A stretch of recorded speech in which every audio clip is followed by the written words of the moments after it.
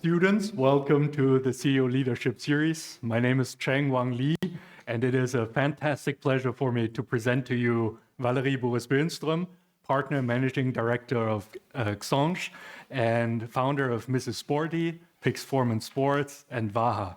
XAnge is an investment fund that is based in Berlin, Paris, and Brussels, and provides funding for startups in their early stages.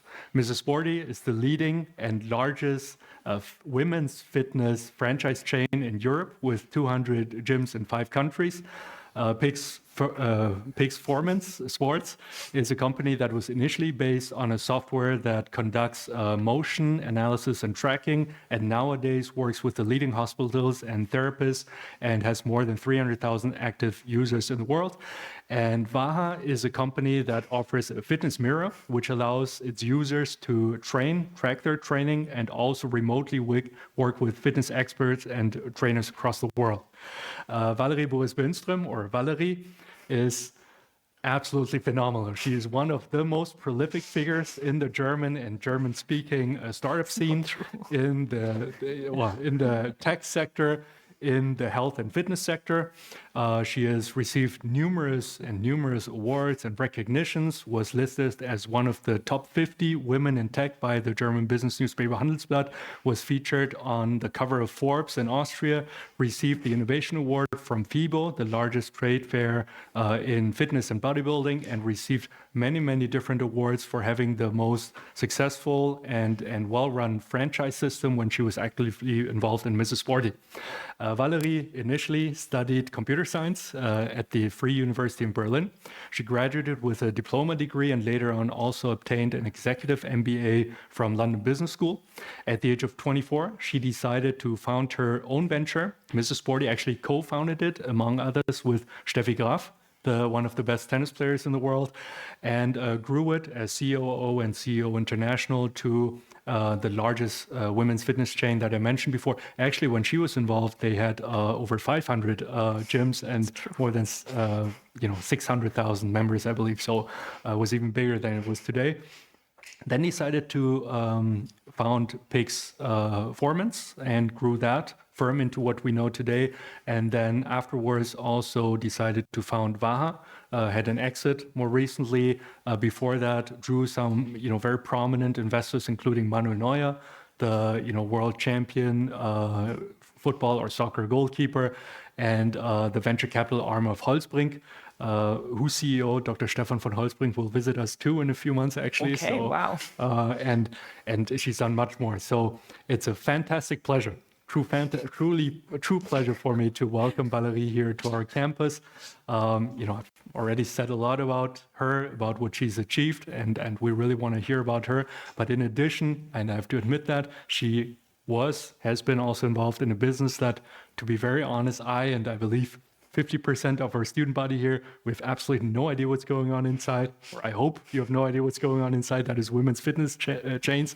So we are all very, eager to hear about your life, about your career, and about perhaps also that side of the business. Thus, please help me and very warmly welcome Valerie Bures-Bönström.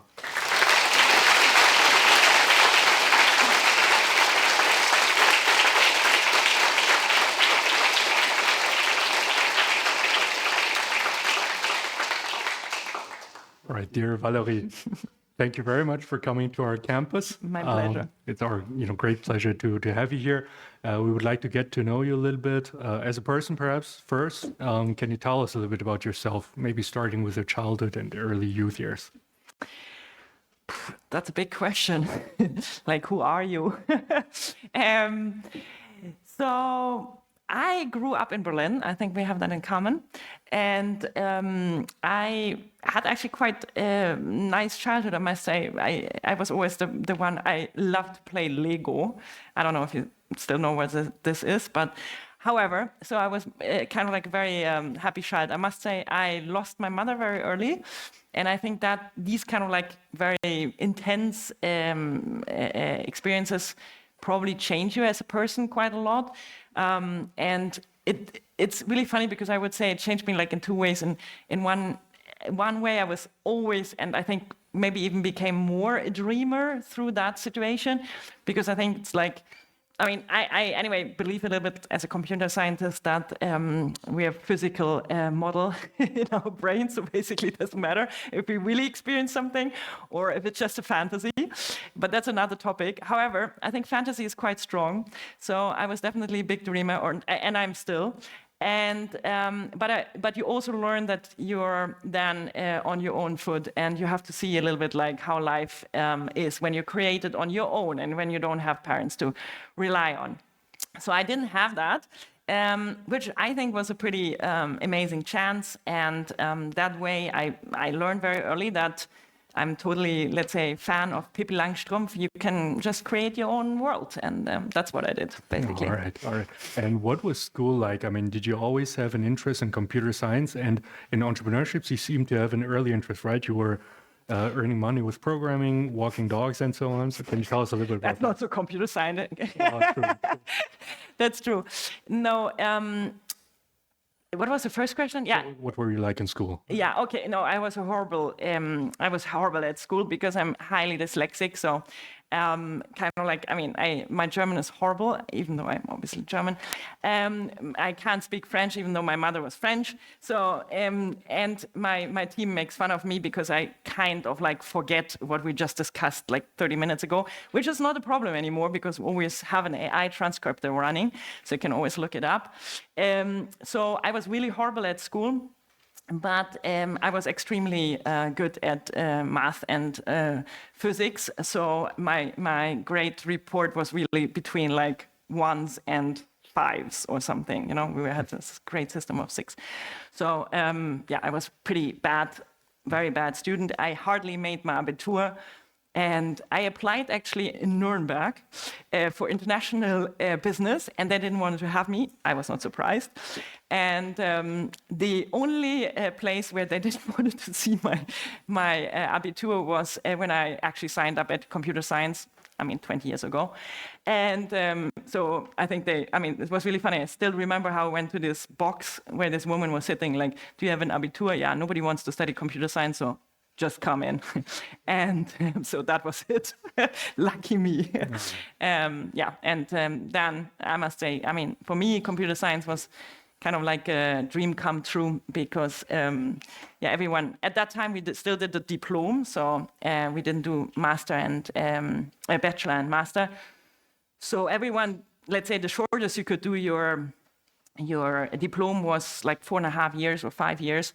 And I managed to do it in 2. So I was in and out. And so for me, it was basically, it was quite simple. And that was a pretty big experience of like really feeling that you're the most stupid person on earth and then going to like, wow, you actually just graduated in 2 years as one of the best. So that was a huge change of my life. Right. Did you just simply find your calling in computer science, or do you have advice for our students how to, perform very well in their studies, which they do anyway, of course, but... of course. The beauty was, first of all, you don't have to remember anything. It's all logic, so to say. That was, of course, my big benefit of studying computer science, and most of the, let's say, classes or exams, or we even did, I don't know if you still do that, like this oral exams, were just questions and you logically had to kind of like understand what was going on. So that was, yes, kind of like a revolution for me, like to think, wow, I don't have to remember anything. I can just go in and understand it and learn your logical thinking. And I do think, that's why I would also highly always recommend, even if you don't want to work in computer science, was that I feel like this logical process of learning how to put things into small building blocks and actually develop your own logical thinking is something you can really train. I would say it's also highly, a training process. It's not, I think, something which is purely given by your genetics or something. So it's really training your brain to think logical. And I think if you really focus yourself on it, and that's what computer science kind of like offers, then you can become actually really good at it. So that was the benefit of it. All right, great to hear that it worked out very well for you. Yeah. And I also mentioned at the site, even at school already, you already were, quite entrepreneurially active. Can you maybe tell us about that? Was it completely out of necessity? How did you develop that mindset to, earn money on the side already? Yes. So, in the beginning, basically it was a necessity for me because I also wanted to drink my beer and go for the party, and I could have not afforded it otherwise. So meaning that I had to make money. But I walked the dog and made money with that in the very beginning, and then actually made my way through to, at that time we were selling websites, which we could build very easily and then sell for a lot of money. So it was kind of like, let's say, I feel that life actually often gives you this opportunity of like that you have to do something, and I actually still think sometimes about it, and I think like, I have to do this, and I really hate it. But I'm thinking about like, okay, how can I make fun out of this for me, and how can I find fun in this, and how can I maybe master it that well that I either need to never do it again, or kind of like find joy in it. And I feel that if you sometimes zoom out and not become the victim of your own emotions or what life gives you, or even how life sometimes is. Let's say if you take yourself out of this victim position into like, hey, how can I create my reality around that? Then you're in control. And when you're in control, you can basically do anything. All right, good point and good advice. Typically, after your studies, people are then looking for their next steps. So what happened then? Can you maybe tell us a little bit about that? Yes, so as I needed to do money and I grew out of my website jobs, I actually did, within my studies still, internship at JP Morgan. And they kept me as a student job, which was very fun because I was studying in Berlin and was actually working in Frankfurt. So I was really commuting already during my studies between both and felt very cool. And especially cool to go into JP Morgan with my card. And then sometimes they flew me to London to kind of like fix some database shit. And that was especially cool. Today I would say you would have to pay me millions, fly 6 o'clock in the morning to London. But however, I thought that was very cool. And then actually, it was really funny at that time. So what we were essentially doing is maybe kind of like funny. There was all the data flow of the German stock exchange was basically floating through the systems of JP Morgan, and we, as basically the brain of the traders, were basically sitting and building data intelligence systems behind the data flow. So we were basically by hand analyzing all the data and trying to manipulate that and actually feeding it back to the traders. So it was quite an amazing job. And at that time, it's pretty crazy to think back. Let's say the pure fact that you try to understand like patterns in the data was the newest shit on court, So meaning that today we're like in AI times, and at that time, actually, just by doing it with your brain and your hands was kind of like the newest innovative idea. So that's how much time changed. And so we were like 3. It was only me being a student. The other ones were like already full-time kind of juniors at JP Morgan. So we were sitting there. And as it was so hot what we were doing, Deutsche Bank called us and said, hey, we want to kind of like hire you away. So I was, of course, very flattered because I thought like, I'm this poor student. I have no clue of anything. But I go to this interview at Deutsche Bank. So they flew me then to Frankfurt on another time. And I went into this tower and met these like 3 women. It's quite funny because it's like a key experience on my entrepreneurship. And I think they thought like, okay, we really want to hire this girl. So that's why we find the only women in the whole freaking Deutsche Bank, right? Because at that time there were not many women, but they looked so old and so tired and so stiff. So I was like, I was really like, do I ever want to look like them? No way. That was my first feeling. So I did the interview with them, and I actually had super much headache. So I was not even half there, but I did the interview, and after that hour, I was like, okay, thanks God, went home. And then I remember also going to my student apartment and sitting there, still this headache, took me 1,000 pills. Like 1 hour later, they call me like, yeah, you got the job, and it's like the highest paid, I don't know, thing, and you can fly directly to London, and we educate you in London, and kind of they told me how cool it is to work for Deutsche Bank. And I said, you know what, actually, I got a scholarship for my PhD. I will not start working for you. And I still remember this old woman, she freaked. She honestly, literally freaked on me, like how I could say yes to my PhD scholarship of 1,500 euros versus their crazy high paid job, I don't know, 100,000 for a student, whatever, it was so cool. And I was like, I don't tell you, but I don't ever want to end up like you. I do whatever it takes, but I don't end up in a tower at Deutsche Bank and look that gray. So for me, it was like literally super clear. Okay, all right. So I was like, I have to become something else, but not that. Okay, all right. So how did you become something else then afterwards?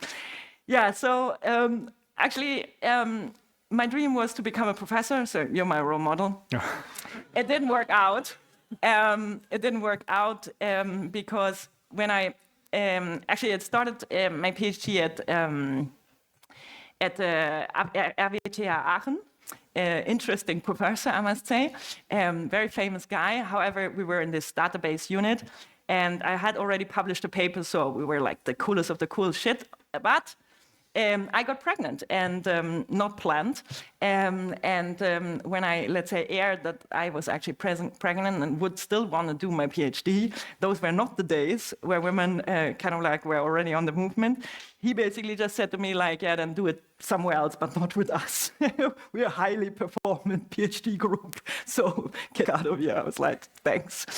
And that was literally what happened. And then actually I told that to my professor. I had done my first paper, and he said like, I mean, then come to us, it's no problem. So I went actually back to Berlin and continued there. And then I had the opportunity to co-found Mrs. Sporty. That was also funny because my ex-husband basically had this idea to do women fitness gyms. And I was like, the world doesn't need any women fitness gyms because we have already 8,000 gyms at that time. And why do we need a gym for women?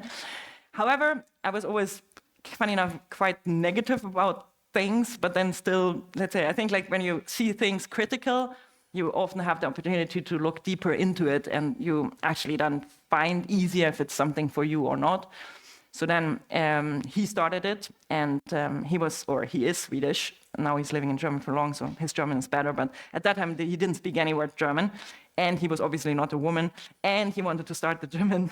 So it was kind of like naturally not happening very well for him. So then he asked me for help, and then basically we co-started it.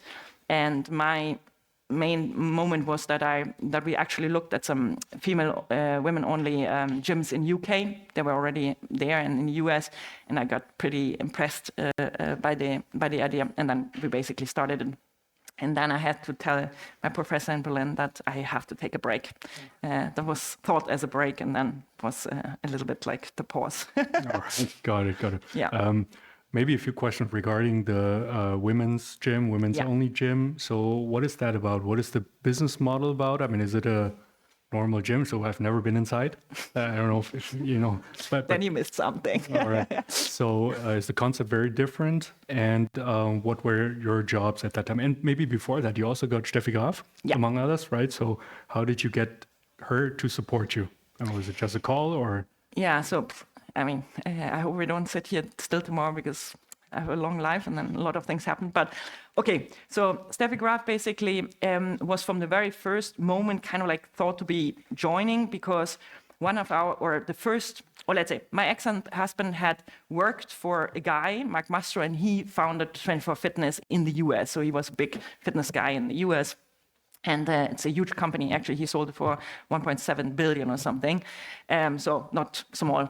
And then he said with my ex-husband, okay, they would want to do this gyms, and then they couldn't do it. And then I helped them. So we started it together. And then they he was in contact with Andre Agassi. They had clubs in the US. I think they still have, actually. And then Andre said, hey, Stephanie should do also something, and we will, let's say, involve her there too, which was really funny because the first time she visited one of our first clubs, that was also the first time when I met her, I was completely against her joining because, I mean, I knew what was happening in the press a few years before, and I was like, oh my God, I mean, we actually are like entrepreneurs, we know nothing, and actually we also didn't know anything. And then suddenly we have that famous face on our door, so to say, and then imagine something would happen that, I don't know, someone dies in our gym or something, and suddenly then Stephanie Graf is in the press with someone dying in her gym. I don't know, I had like as I say, I'm pretty pessimistic when it comes on the details. So I was like, I don't want to have her at all. And it was really funny because her lawyer was on the same page like me, and he's now my best friend. So we're doing tons of business together. So we both were completely against it. But in the end of the day, so we basically took a while to discuss with her and to see if we're really thinking the same thing. About how to do this company, and she waited actually also quite a long while till she joined then. She joined actually with an investment and got also shares for her ambassadorship. And it was quite impressive for me because through that I had some, I mean, of course, direct time and contact with her, and we became friends. And she's a machine. I mean, she's crazy. I mean, she actually, packs the bag on the evening before, what I would never do, and prepares like mentally for every talk and every game. And I mean, she's a mental machine, I can say. I mean, it's crazy. I learned a lot from her. All right. And what about your role in the company? What did you do at the beginning and during your tenure there? And how does a women's fitness gym function? I mean, is it very openly? Is it just a quote unquote normal gym, except that it's for women? Yeah. Okay, so 2 questions. What is Mrs. Sporty? So it's basically smaller gyms, 200 square meters. It's kind of like a personal training gym for women. So the focus is, basically not on like having a big park of machines, and also not a group X, but it's basically bringing the women who join with Mrs. Sporty through a specific training program and actually developing their progress. So it's very much, I would say, personal training inspired. So it's a little bit like a personal training program. Exactly. And the target group is more women, let's say, in the middle of their life, which at that time I thought was very far away. Now I am that. So it's I think more for someone who really, like, let's say, thinks about now, how can I eat? How can I stay fit basically for the rest of my life? And so it's not like the typical gym where I would say it's more to sell the place and hope that people know what they're doing, and then let them work out. So it's much more focused on that. Okay. Yeah. One quick follow-up maybe. I'm sorry for being a bit naive, but I think this also sounds attractive for men. So is there a reason? I mean, is it maybe naturally uncomfortable, or are some men, maybe all, just badly behaved in mixed gyms, or is there reason to kind of have a women's only gym? It's really funny because it throws me back to all the questions at that time what we worked on. To be honest, there were a lot of men coming and saying it's unfair that we're not allowed to train here. So we heard that a lot. The unfortunate thing with men is, I don't want to push here some prejudices, but that actually women are more conscious about their health towards the end of their life than men. So actually, I mean, let's say I hope and I think it changed more in the last 10 years, but especially at that time, and I would say still, women are more conscious about their look, about fashion, about wellness, about being actually healthy and good. And still, I would say women are more inspiring their partners or families to live healthy. It's, I think, still a fact. But I mean, we have here a lot of men, so maybe you change the facts. But the data says that, I would say still. Got it. All right. Yeah. And Valerie, what was your job then in the company? Yeah, so the funny thing is that I started and always thought like, oh, I want to get out of the company because I still wanted to finish my PhD. And then so I was the COO in the beginning, which I would still say I love that job, and it's probably more closer to my personality than being the CEO, which is quite maybe also interesting, because I would say as a COO, I had the opportunity to really, and that was my dream at that moment, to program the company as a algorithm, like as a computer.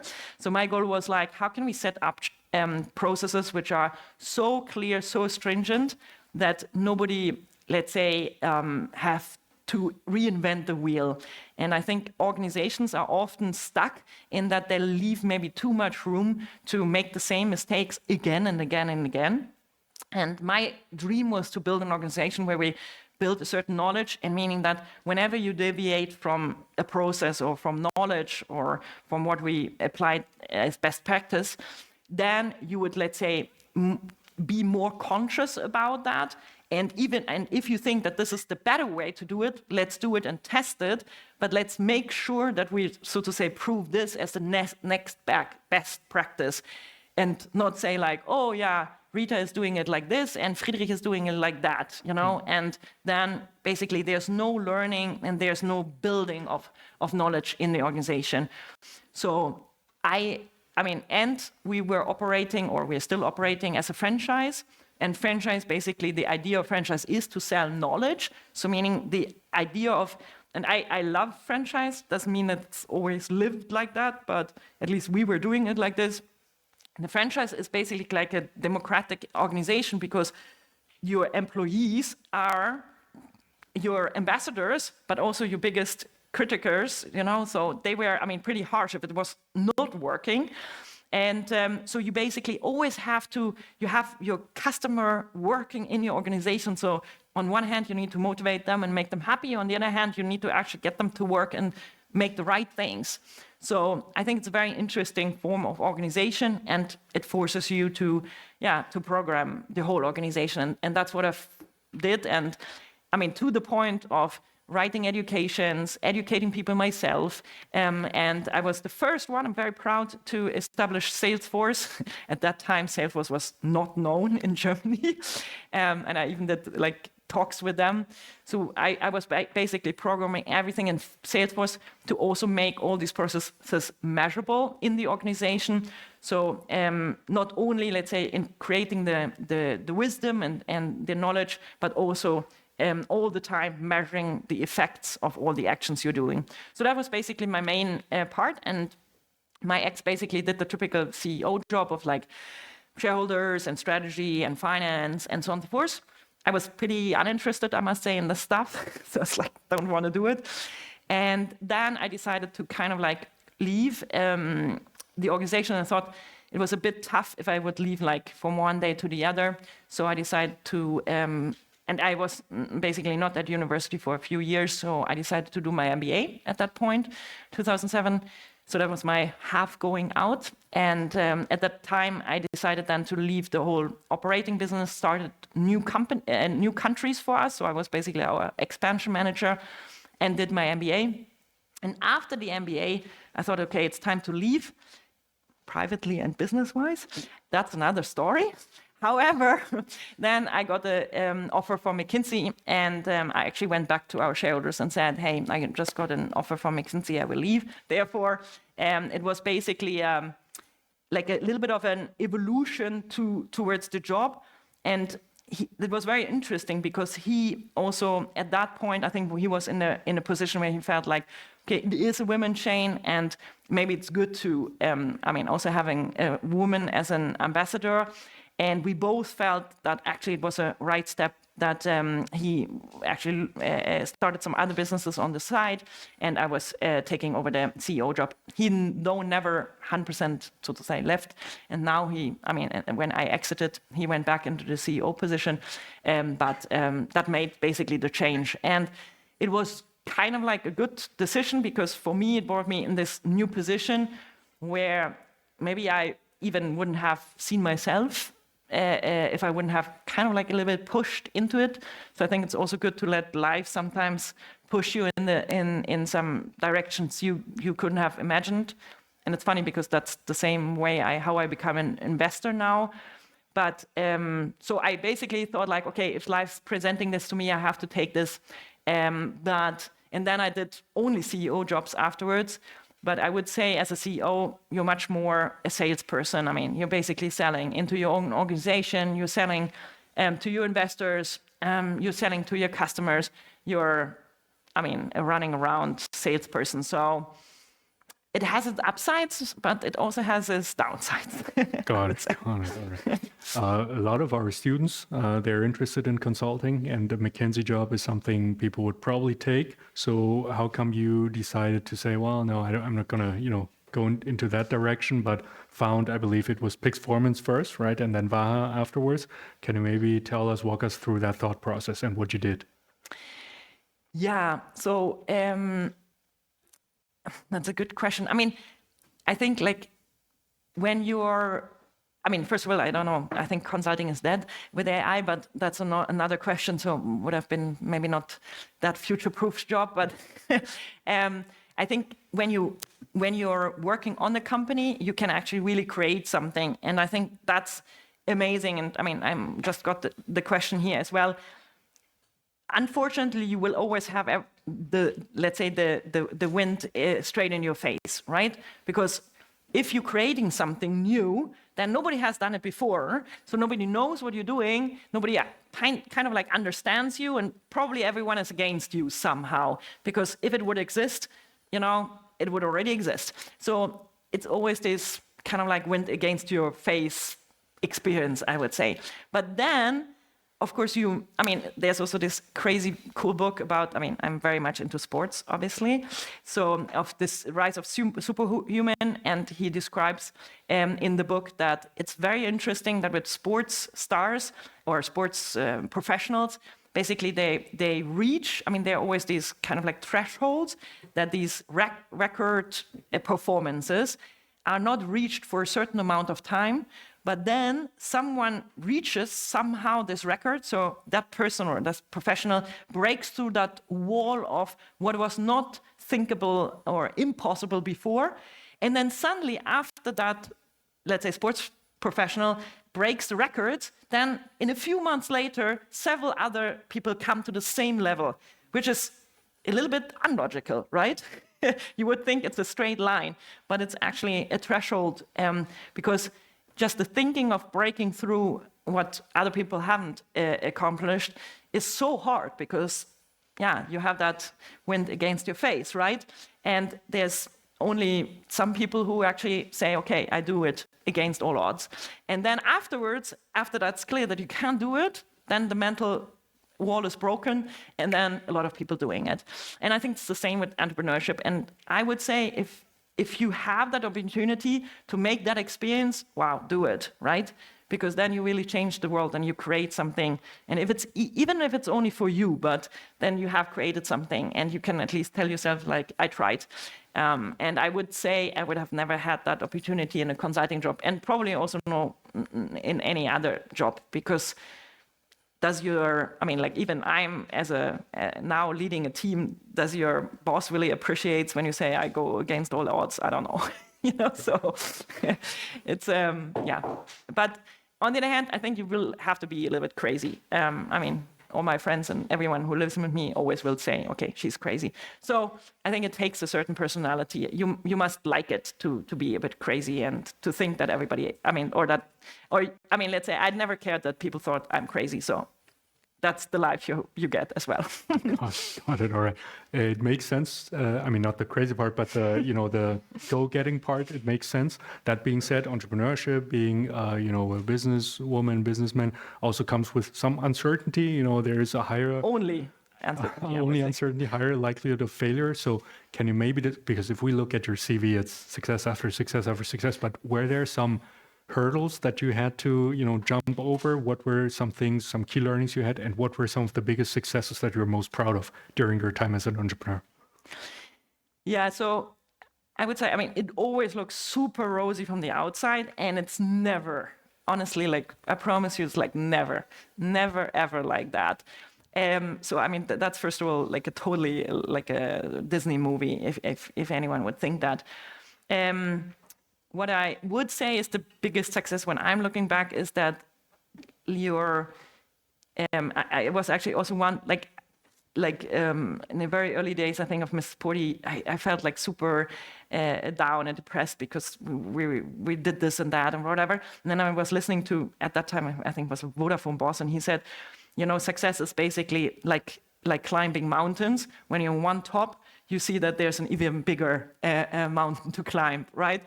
But you think the whole time when you climb the first cliff, so to say, like, wow, when I'm there on the top, then my life is great, you know, then I am the Disney princess. But when you're there, then you're like, I only like took 10% of the 100%, which I still could do. So I would say making the experience of that, I mean, let's say, I could feel super small because I'm not. So there's always someone who will be better than you. There will always be people who make more money and more success. And the question is like, is it really like that what's driving you, or what is it really? I mean, what is fun for you in your life? And I would be super authentic and super honest with yourself about that. I actually right now doing a co-founding with a super young founder. And he told me before that he had a burnout with his first company. And then it was really funny. We were working now for like half a year. And I somehow saw more and more that he had less fun. I mean, like the way of how he was talking to me, I really saw in him that it was more stress for him. And he felt like, yeah, but I need to deliver for you. I'm like, you don't need to deliver at all for me. I mean, it's like my risk investing in your company, but what's about you? And then he was like really going into this. And at a certain point I said like, you know what, I'm really sorry, but you have to actually stop. I mean, really think about like, why do you do this company? And is that really fun for you? I mean, maybe you should rather become an author if this is what makes you happy. I mean, really ask yourself. And then I recommended him a cool book called Big Magic. We just talked about it, where it speaks basically about this process of creativity and enjoying that process. So I feel like if you don't come into the success feeling of really just enjoying the process, it's very hard to do anything. That's my experience. So I think for me, like, I mean, I have done several almost bankruptcies, and the exit of my last company was also last minute savior, which looked then extremely good and was extremely good, but was really last minute. So, I mean, I don't want to be in my shoes again for this time, really not. So I think like it looks all pretty cool when you see it from the outside, but in the end of the day, it's all just shitty much work. And I mean, it was also big impact on my health.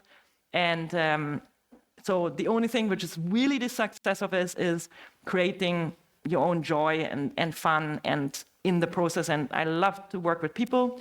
I love to create things. And in the end of the day, I must say I'm so grateful that I had the opportunity to create and work with people my whole life. And that's the biggest success, I would say. Got it. And now you're doing it at a more systematic and larger scale by investing in startups, right? Can you tell us how you got into that role and what you do nowadays? Yes. Yeah, so that's also a funny story. So when I sold my last startup, I was actually so happy. I didn't go bankrupt and we sold it. And I was actually sitting in Maui and thinking like, I can't also surf now the rest of my life. So, and then I was thinking really like, I really don't know what to do. And I called a good friend of mine, and she's a big headhunter, and said like, you are a headhunter by profession. I have no clue what I should do with my life. But I don't want to surf because I surfed already a lot. Because after you do your first exit, which I did with Miss Sporty, I really did the typical, like you go to Necker Island and meet Richard Branson and you go surfing and kind of like feel cool. But after you do that 1 year, you think like, it's also pretty boring. So then I was like, okay, obviously I can't do this again. And then asked her for help. And then she said like, hey, you should become an investor. And I did actually invest like some angel tickets, which most like every entrepreneur does when you have a little bit of money over. And all these angel tickets never became anything. So I was really bad business angel, really bad. So I was like, I think I'm really bad as an investor, so I don't think it's the right job for me. But really funny enough, she told me that she was looking for someone for XAnge, which is the French-German fund I'm working for now. And the funny thing was that they tried to invest in the last round of the company I exited. So I knew them, and I had to actually tell them that they were not able to invest because we were oversubscribed. So there was no room for them. And that was pure, I was purely curious because I thought like, I just want to talk to them again and hear if they are still, so to say, a little bit angry or disappointed. At that time, I had no clue of venture capital really. So I would never be pissed or anyone if someone would say no to me. But at that time, I didn't know. So I was like, okay, let me just talk to these people from curiosity. And then they said, okay, so we made the connection and then I talked to them. And then we spoke about the job, and I was actually being honest and saying I was not such a good business angel, but I'm interested to do it. So we talked, and then they said they were not 100% sure if I was the right one for the job. And very interesting, actually, because it was, again, a little bit of a pessimistic setup, so to say. And I was like, I don't need any salary anymore. It sounds though fun what you're doing. So why don't we work together? And I do kind of like an internship, which I love to do with you. So, and then they said, yeah, why not? So I worked with them for half a year. And I actually really liked it. And I can tell a little bit more about why. And I also understood that being a business angel and being an investor are two completely different things. And we can talk about that, why that is. And after 6 months, actually, they said to me, like, just start with us and you can manage the whole thing here. I was like, okay, no problem. I can do that.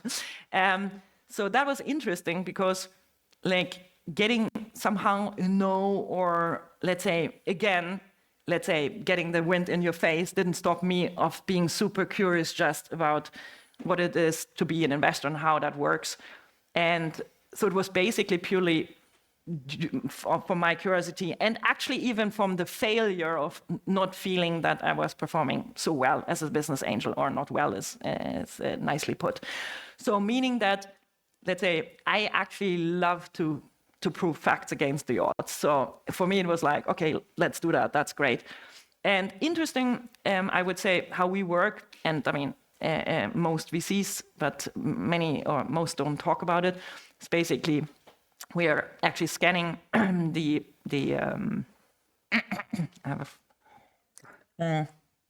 talking too much. So we are actually scanning basically all founders. We're scanning all companies. We're looking for specific areas to invest in. We are, for example, very focused on AI, deep tech, and sustainability or climate investments right now. So we are big, let's say, scanners. And then when we are looking into this, so even that process is quite advanced, at least finally how we're doing it, because it was pretty manual before I came. Now we established a lot of tooling around that, and I think the opportunities today with AI are quite amazing.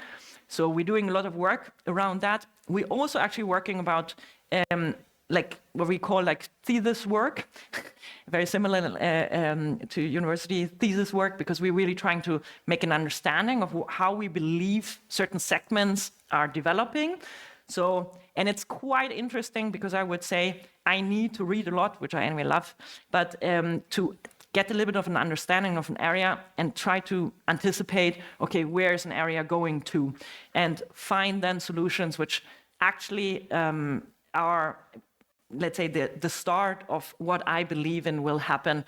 Because in the end of the day, we're not only investing, we actually need to fucking sell, because if we don't sell our companies, then we don't have any liquidity, and then we can't raise our next fund. So we are very dependent on, let's say, selling and exiting companies. And that's, I think, also something which venture capital doesn't express that openly often. But so it's really a game about liquidity, because that secures your future fund raises.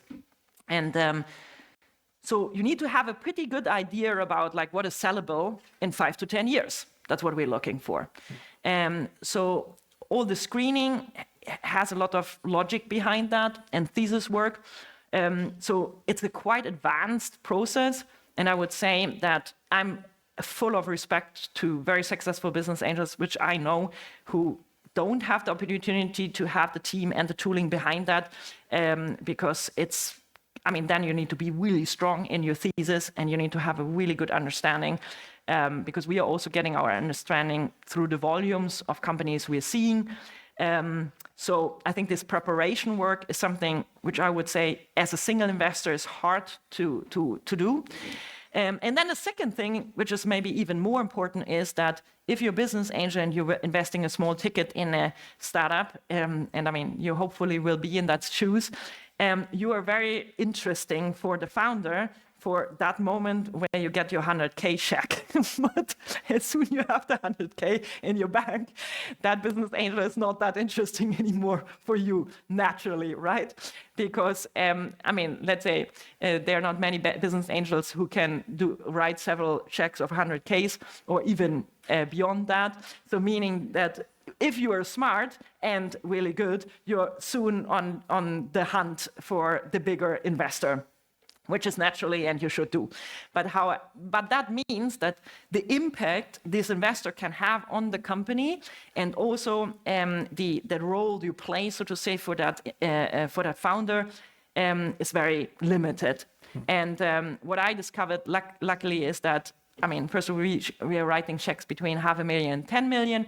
So meaning that this is much more valuable for the founder than 100K, right? And obviously, if someone who can put that kind of money into your company says something, it's obviously also a little bit more interesting than what the business angel says. And that, though, gives me the opportunity, and I think I have a huge advantage than other investors, that my advisors, even a founder told me once that he thought I thought you were really uninterested in our business, because I basically in the board meetings said really never anything, because I thought everything which was discussed there, I really couldn't add any value on. And I'm a person, if I can't add value, I shut up. And so I was basically not saying something. And then the company got an offer to be sold to a US company. It's actually already announced, so you can look it up. The company is called Air Focus. They got bought by Lucid. And they got that offer. And then suddenly hell broke loose in the investor group. And then suddenly, I called up the founders and said, look, guys, we have to do it like this and this. And I actually had the founders through a very stringent process. And you can listen in the Startup Insider podcast about how that whole went. So I don't have to repeat it here. However, for me, it was very, very easy to help the founders through the whole exit process, because I have done it 3 times. And then everything which can happen, and obviously a lot of shit happens also in these processes, even though nobody speaks about that afterwards. I think if I wouldn't have had them, they probably wouldn't have managed to exit. And that's then where I would say, or that is one of the experiences where I say, okay, finally I am actually in a position where I can help where the experiences are made, and also I can give something which is very hard to get, because a normal investor would say hey, I'm here and I really support you, but they haven't done it themselves. And it is completely different if you have lived through it yourself or not. And that was funny, because suddenly I discovered, hey, people listen to me, and actually I can give some good advice, and actually we can put some good money, and that's a good success then. All right. Maybe 2 pieces of advice that you can maybe offer us. First one is, if group of students wants to secure that 10 million, investment, what are you looking for in a team, in a startup? Do you have maybe some rough guidelines that you can tell us? And the second one, I'm going to repeat that later on, is with respect to the exits. You've done a few. What are some of the things maybe people should pay attention to? But let's start with the first one. Yeah. So I would say, the earlier you are in your startup, the more important is basically you. So you are the product. And I think maybe I'm seeing some founders who are good, but who are thinking that it's so much more important to build a great product or think it through perfectly or whatever. But in the end of the day, it's not existing. It doesn't make any revenue yet. So basically it doesn't have any value. So the only thing which can have value for an investor, the earlier you go in the stages, is basically your personality. And I actually have a good friend, he's a crazy good investor from Silicon Valley, and he says, I'm not investing into any founders who not have played sports or who have not done several years of sports. Then I don't invest. I was like, wow, this is harsh. But I think the essence is true, that I think if you show pretty crazy discipline and resilience in your life in something, and if you have the ability to go down the rabbit hole with huge passion for what you do, it's a good sign for future success. It's this like, okay, I'm used to the wind in my face kind of like thing. So I would say that I probably would advise founders now more to invest into their own personal private life, even more maybe than into like knowledge or product or something, because in the end of the day, it sets you up for the success, and this is all what you need. And I know so many founders who have pivoted their products and their career was more zigzag than a straight line. So that's, I think, your own personality is actually the most important thing. Okay. Is it also the track record that you see on paper, or is it, do you have questions that you ask them, try to kind of, tease out their real quote unquote personality? And what about chemistry between team members? Are teams sometimes too big, too small? Do you have some insights on that? Yeah. So, the funny thing is that I would say everything is relationships in life. You need to always find people who you manage to motivate for your own interests. So I would say it is also the chemistry you have when you meet people. And I would say, it's absolutely true. That it's also like how you click with someone. So meaning that if you go into investor talks, of course you need, to be having a good product and the market and everything, but this is kind of like factors to be checkmarked. But if you can really convince people to invest in you, there needs to be the chemistry for working together. So it's very hard, I think, to say that this is like ABZ criteria. Like, for example, I invested in No Unity. It's an AI tutor. The founder is 23, the CTO is 22, and I would say Benedict is also, and Lucas, they're both machines as well. It's crazy. They haven't studied. They basically built and learned everything with their bare hands, and those guys are crazy. And how the guy talks, you're already like, Benedict, can you talk a little bit slower? So it's and I would say they are so special in what they're doing. They have done nothing else than thinking about helping students and actually of all ages to learn. And when I did the discussion with him, you would think like, okay, this is a 22-year-old guy. What does he know? He knew all his numbers in and out. Where I would say, I know many founders who are 10 years older and have also great companies. They don't know a shit about their own numbers. But obviously, someone who is like 22 and has that much control of his own organization is, of course, hugely impressive, at least for me. So that's very special character and personality.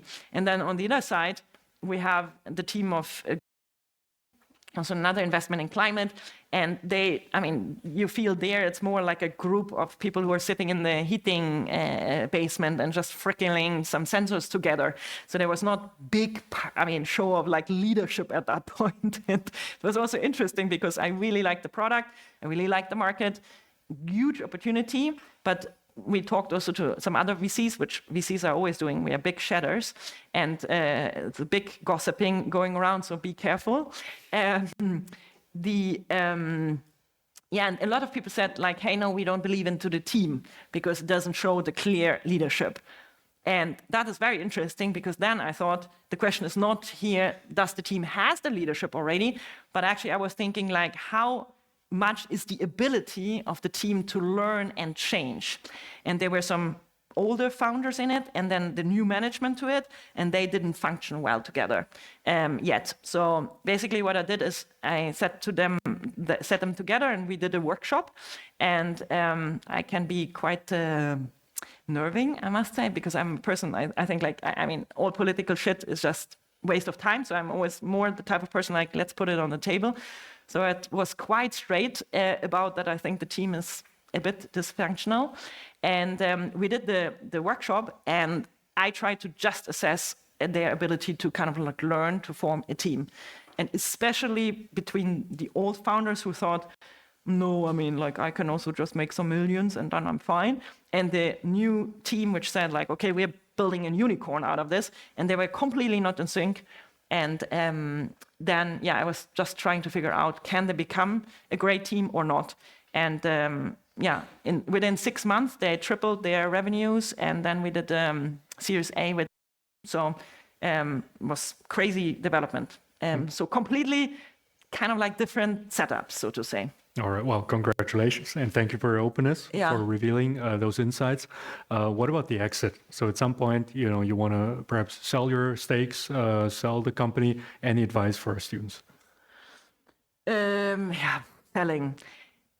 There's the saying that, I don't know if you know the story, and I don't know if I can, let's say, repeat it that well, because, you know, my memory is really bad, but there's the story of like asking for help, and there's someone sitting, or there's a person sitting on the roof of a house, and there's the high water flooding, and he's asking God for help, and God sends him the boat, the helicopter, and whatever.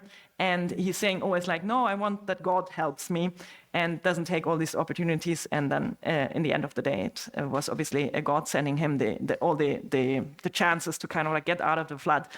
And I feel that's a little bit the same story with exits, that like if you build this, you are probably highly emotional, at least I was, especially with the first one, about what you build there, and you feel maybe it's never the right moment to exit, or, I mean, like either you feel you're not good enough to exit, which I felt almost always, or at the moment you get an offer, maybe it's not the right buyer, or you're not yet big enough or something, or you have the dream of like, okay, we're doing a pretty big freaking IPO, and then suddenly, I don't know, the world changes, like a little bit for Vaha in terms of like COVID and everything.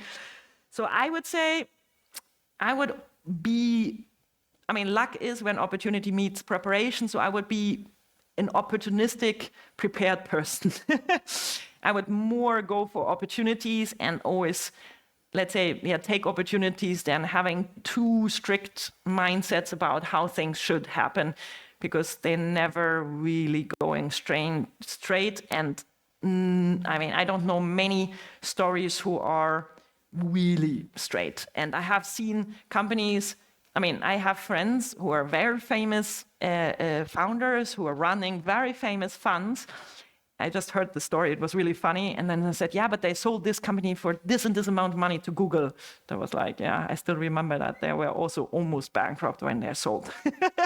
So I think it's, you have to be opportunistic, I think. Okay. All right. Got it. I'm sure I think there will be questions later on. So maybe let's switch gears and talk about your daily life. It probably changed from, of course, your studies, but then, when you started with Ms. Sporty, then Pixformance and Vaha, and nowadays at XAnge, can you maybe disclose what your daily life looked like back then and what it looks like today? Yeah, I think that's a really funny thing, because I'm seeing also a lot of founders, let's say, getting the habit of being a founder. I think it's it has many, let's say, aspects to this. I think, first of all, probably as a founder, you need to be used to work on many things at the same time. Because in the end of the day, when you want to bring a company alive, it's not only R&D, it's not only sales, it's not only finances, it's also freaking admin and fighting, I don't know, about shit you could have never imagined because, I don't know, someone suddenly switches off your Facebook account because you used a different shitty word which was not allowed, or whatever. I mean, I've actually had the craziest things coming up which I could have never imagined that that even comes.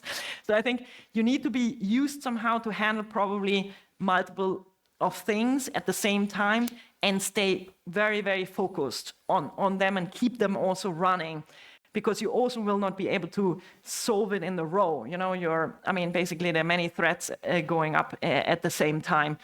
So, and it was really funny because, like, for me, it was, for example, a huge learning process of like, how do I really make my own work super highly efficient? Like, how do you work with to-do lists?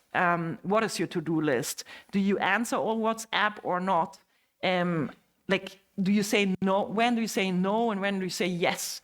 Making priorities. So I think, the Instagram is full of self-help, right? So, but all this is quite important in the process to make yourself as efficient as possible. So I would say that probably I didn't understand, or I could have understood much earlier, that if you're a founder, you are a sports professional, you really need to think about your performance. You really need to do performance optimization. That means you need to think about, like, what do you eat, what you don't eat, what you drink, what you don't drink, when do you sleep, and how much do you sleep, at what time, how much do you travel, because will you be still efficient? And then really, like, how do you work with priorities? What do you do actually when you feel you can't do at a certain time? I had often, let's say, these experiences that I was working, and then had like mini burnouts that you were for 1 week, like you just couldn't do anything anymore. And really this question of like, how do you make yourself maximum efficient? I would say take it as serious as you can, because it's important. And also, actually, David from HV told me once, Valerie, we are not here for a sprint. We're actually here for a marathon. And you will, maybe you will, and I would be super happy to support you as well. Maybe you will make your exit in 2 years, but I would say it's more an exception. Let's say most founders, most successful people have several tries. They're doing multiple things, and things, let's say, pop successful or unsuccessful and totally unexpected moments. So you need to have the long breath to go through. So I worked a lot on myself, like really, like when do I take breaks and all this, what I discussed for, and I think it's needed. And then I also do believe that if you don't have the curiosity to keep on learning, to stay on top, and I think it's maybe, I don't know if someone found this or will find it, but I did Undercover Boss, and it was quite interesting because I went as an intern in my own clubs, and had to do stupid exercises, and they all filmed it and thought it was very funny. However, I think it's pretty much showing what I think is needed. I think you always need to assume you start new again and again and again, and you learn new. Because when the bigger the company is, Mrs. Sporty in the end made millions per year as an organization, and we have like 2,000, 3,000 people working with the system. And then you get a little bit the tendency like, yeah, I know, and I'm doing this, and I'm quite knowledgeable and cool, and so on and so forth. But in the end of the day, life doesn't stop, only because you achieved a certain place. There's always someone younger, smarter, better running next to you. So I would say you still need to keep training. You still need to keep up. So you need to have the curiosity in a positive way to have fun, to learn, and keep on running. Otherwise, the party is over very quickly. So even if companies are super successful, it's just a moment, and tomorrow is a new day, and tomorrow is a new challenge. So basically, you need to you need to actually start the same, the next morning with the same assumption of succeeding again, I would say. All right, all right. And is it, as an entrepreneur, was it, what people hear and sometimes tell us, it's almost 24/7 job, you work on the weekends, you work almost every day, or were you able through your efficiency improvements to really kind of make it a, weekday type of job? And what about today? Yeah, of course, this is a huge discussion inside yourself and you talk so much with other people about it. So I would say, I think it is tough if you start separating between work and your free time as a founder, I would say it's a tough start. And plainly because first of all, someone will have more time or put more time in it. So I think it's a question of like being competitive, but also because what I'm saying, according to that book, Big Magic, is I do think if you don't like it enough, so to say, what you're doing, that you actually get energy from it. Let's say if your job or if what you're doing in life, whatever, if you're an entrepreneur or, even like at home stay mom, okay? I think if it doesn't give you energy of what you're doing obviously not everything I'm doing gives me energy, but if not 80% or 70% is giving me energy but taking actually energy from me, then I would say it's the wrong job, so to say. Then I would find something which actually gives you energy because, especially in today's time, we can find that. So I would say it's more a question of like energy management. And like right now, for example, I have a team still, you will also hear that in the podcast. Founders are impressed because they actually can ping me on WhatsApp over the weekend, and I will answer. And it's not because I think I'm especially cool to work on the weekend, and doesn't mean that I don't have an exciting private life. I love my private life, and I love to do a lot of sports. And when I'm on the water, you can't reach me. So meaning that there's also times when I'm not available, but I even feel like I'm so curious to see how that founder is doing, or it makes me actually happy to help people so much that for me, I don't think it's at all a problem to answer on WhatsApp. All right. So it's kind of like more giving me energy than taking it from me. All right. Well, very happy to hear. Very happy to hear. Let's perhaps move to some quickfire questions. All right. Yes. You spoke about, doing sports on the water and so on. So what type of hobbies do you have? Everything which is pretty dangerous. So I'm a big skier. I like ski touring and heli skiing a lot. It's like you're not allowed to say that in the climate world, but I love it. And I'm a very happy person on the water. So I'm doing kite surfing a lot and surfing. And if I can't do that, then I have to go back to like hiking or mountain biking or horseback riding or something like that. All right, very active. And you do sports basically every day, right? Almost every day. Yeah, kind of like I'm in a bad mood if I don't do 2 hours or something per day. I must say the last 10 days I really couldn't do it. And then my mood is rapidly going down. Yeah. What type of music do you like to listen to? Yeah, I'm really not a big music person. My kids laugh about me because I just listen to classical music to kind of like calm me down. But I have no clue of music, really not. Okay, what about food? Yeah, I'm a big foodie. But obviously, because I'm very much into the whole health thing, like super healthy. So, I had to, of course, study also everything around that. Or I actually had the fun that I did a personal training education when I was leading Mrs. Sporty. So I'm a certified personal trainer. And since then, I have probably read every book about every new food trend, about everything you can find. Got it. Do you have some food advice if you had like one or two quick piece of food advice, what would it be for people to be more efficient, to perform better? You should count your omega-3 versus omega-6 ratio per day. Then you're pretty good already. So more omega-3? Yes, than omega-6. Which you get out of fish? Yes, exactly. Absolutely. Okay. Yeah, but there's a lot to it. But if you start looking for it, you're already on the best track you can find, so to say. All right. So what's your favorite vacation spot? Cape Town. Okay. In South Africa, yeah. Okay. You also mentioned books. What type of books do you read? And do you maybe have a book recommendation for us? Big Magic. I think Elizabeth Gilbert, she's actually the author of Eat, Pray, and Love, and I think it's a stupid movie and book. But she's an amazing author, and she has this book she wrote this book about creativity and how to deal with creativity in your life, and I would say it's the founder book. And the second one is actually Power versus Force. I don't know the author anymore, but it's about like that you probably, or let's say that you should find things which are out of your power, means that which gives you energy versus which you fight through. I was a big fighter, so I think that's why I like the book so much. But lately, I must say, I'm going more in my power zone. And it's interesting to see how much more successful you are with your own dreams when you are doing it out of the positive energy and not forced things. Oh, okay. Speaking of, please allow me one last question, Valerie.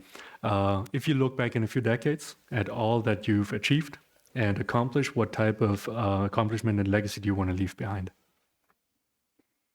Yeah, that's a good question. You prepared me before.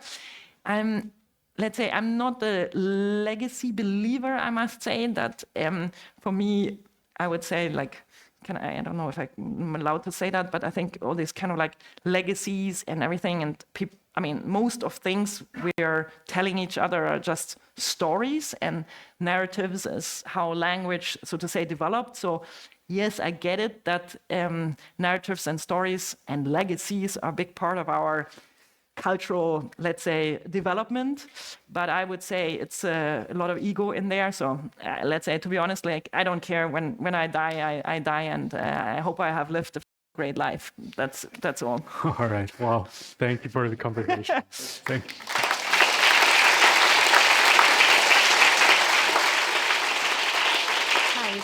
My name is Elizabeth. I'm studying management and digital technology at TUM. It's very pleasure to listen to your sharing today. So my question is that since you already co-found a business and also you are investors, how do you differentiate whether an idea is a really game changer or is a very naive idea that is a shit in the end? So, thank you. Yeah, that's a good question. I think it's hard to know because it's really hard to know because things change all the time. I mean, for example, we investors, we didn't want to invest into B2C in startups for the last, I would say now 1.5, 2 years, because B2C had the challenge of like huge customer acquisition costs, and so the whole climate around B2C really worsened. Now suddenly we're in AI, and I was now the first one investing again in a B2C company because through AI, the whole game will be completely new. So I would say never believe anything, right? Because we freaking just don't know, and nobody knows. So if we don't know, how can you do it? Also a good recommendation, I would go for the Design Your Life principle. And in the book of Design Your Life, he basically describes the process of like just going forward with everything you believe in or you want to do, and then just basically making a process of, let's say, like in a tree, computer science, of like just trying a few things or many things at the same time and just seeing what develops and what not. So when I'm doing things, I'm still constantly co-founding or doing initiatives or doing projects. And I actually got criticized that I'm doing often also several things at the same time. But it's my process of like feeling into it, working into it.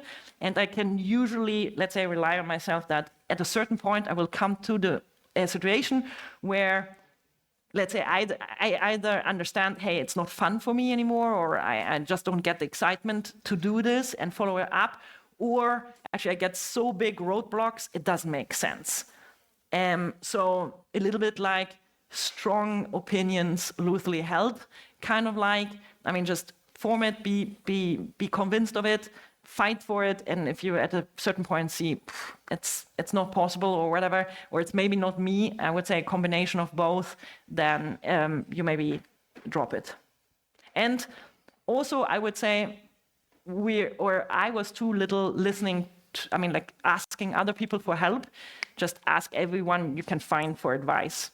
Don't be shy to ask people and just learn and go everywhere and do an internship and just try it out.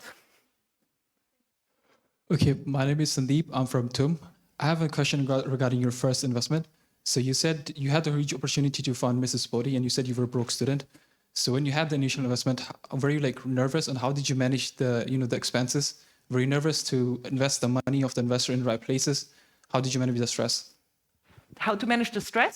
Yeah, like having a huge amount of money as a broke student, and now all of a sudden you have to manage it and put it in the right places, and not mess up. Yeah, that's actually a cool question. I would probably always go also the same way, like having a good plan you believe in. I mean, trying to envision how things are and doing a good plan, but being more on the conservative and pessimistic end of the plan all the time. So being way more careful than you plan yourself, so to say, but then at the same time, just going very gradually.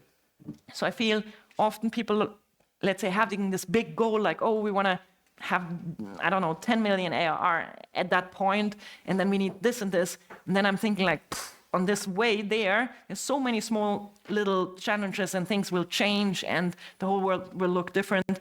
So it's very hard to make a plan. So just go always the next day. So meaning that only invest into which is absolutely necessary and where you can actually see that the investment you make in your company, meaning that every pencil, but every person, every action is actually bringing you your investment back. And I would say if you build, also here I believe like on the algorithmic idea, if you build, so to say, the system that everything needs to make sense, everything needs to bring money back, then you will naturally, succeed and invest the money in the right places, even if you lose on some things, because you need to learn what brings you the investment back or not.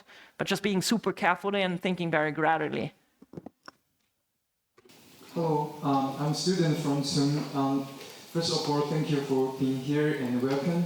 And I'm curious about as a CEO in the development of the corporation, and how did you make choice or decisions? Or, which I mean, are you an intuition guy, or you basically rest on the data or experiences? Oh, also good. Okay, so I mean, as our brain is a computer, I believe that this intuition you were speaking of is basically just an accumulation of a lot of data processed.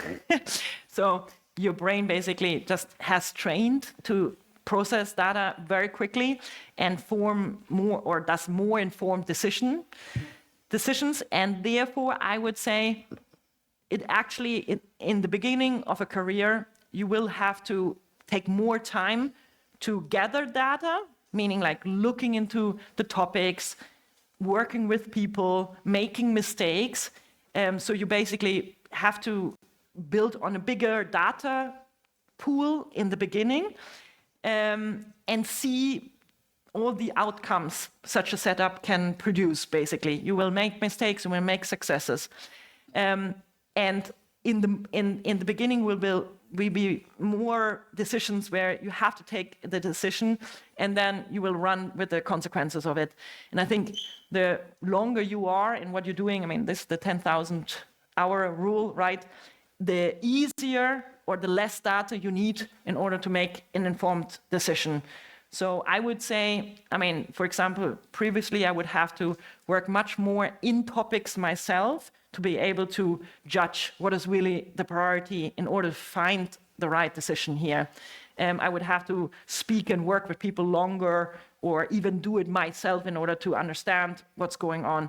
And then the older and the more experience you get, the more you can actually read it on people, which might be the right thing, or you can actually understand how informed they are, how much you can trust their recommendation. So I would say it's basically, I mean, you're actually training your brain, and in the beginning it's more data and less perfect decision making.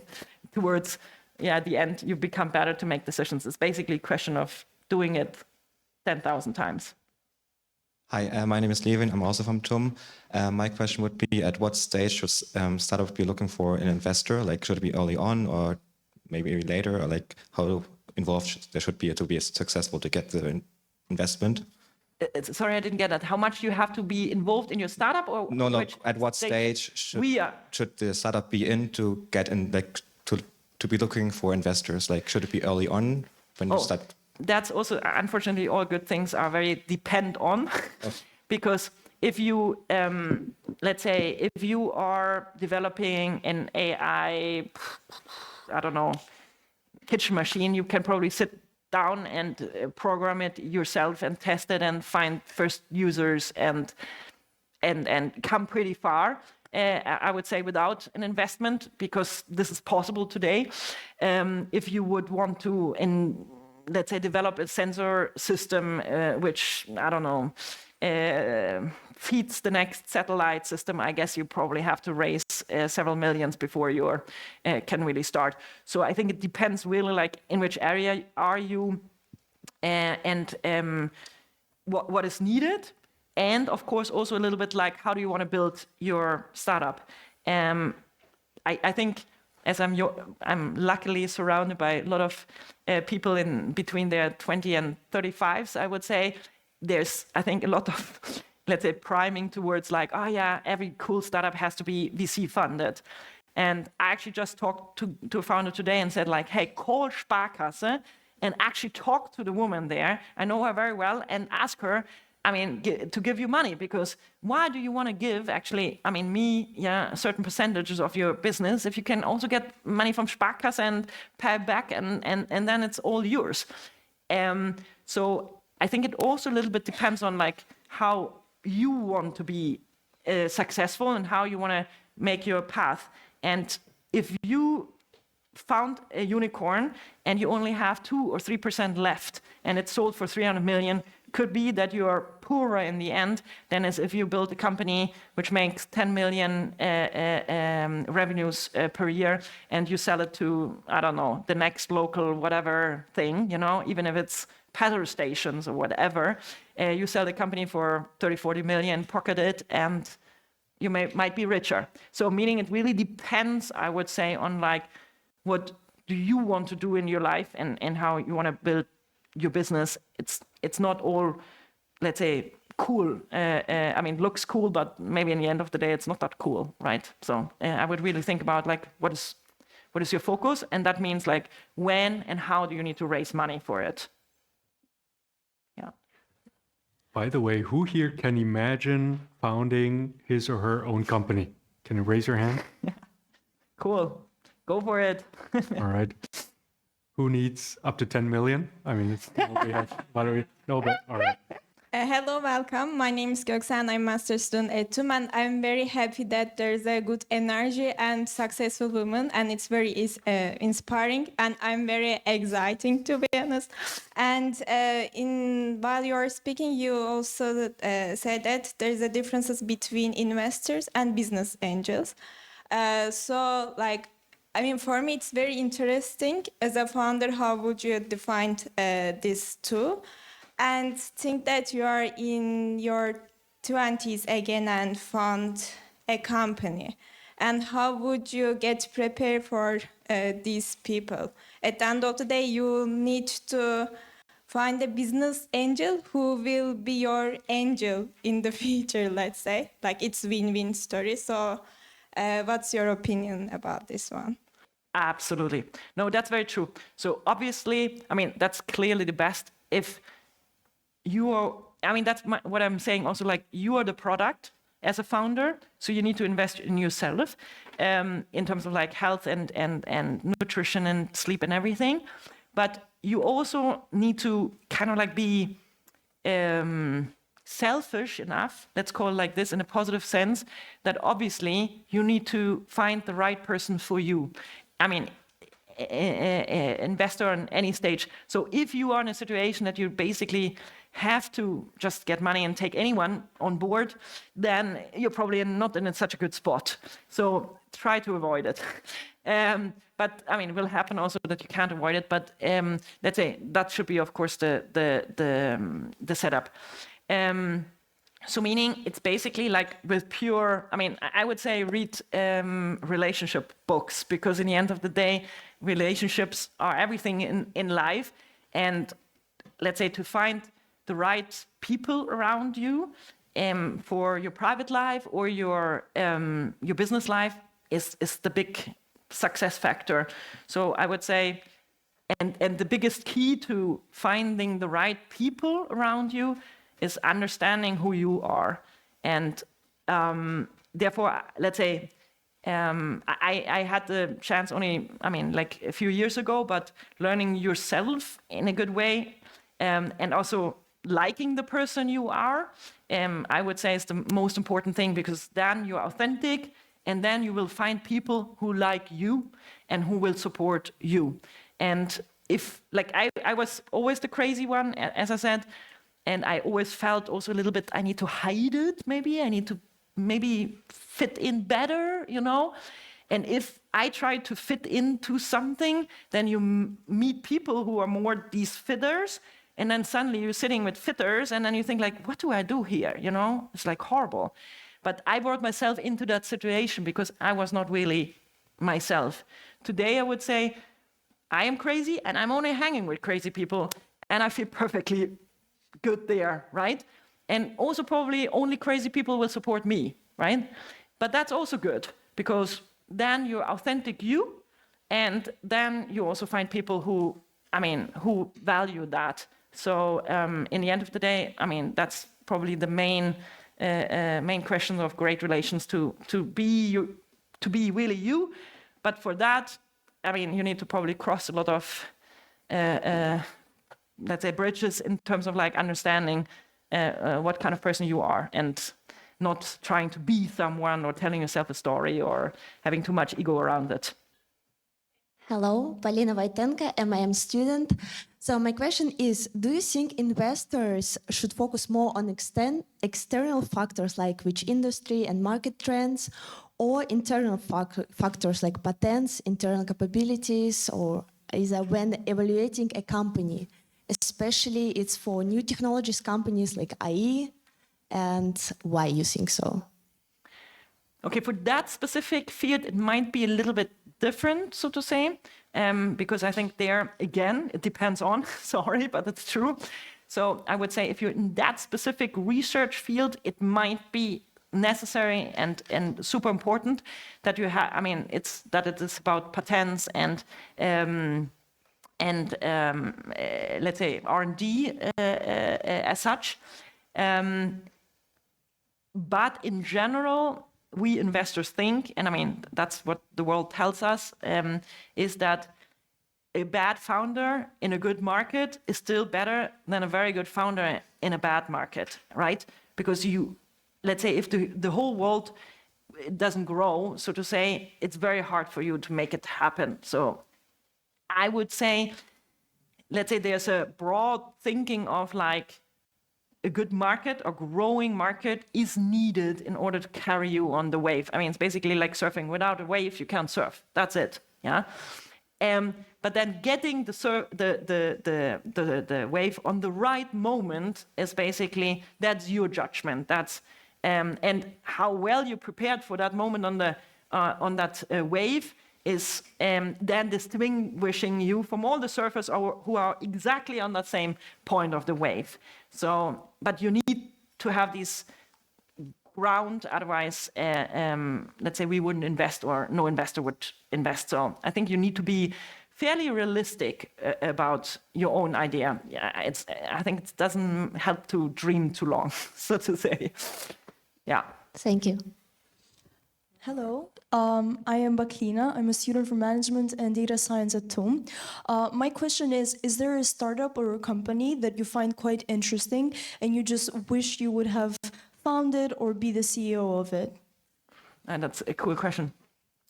I mean, I'm fascinated with companies which do things where you really wouldn't, let's say, expect it. So I don't know, it's really funny now because you will not expect that. But do you know the product Nude?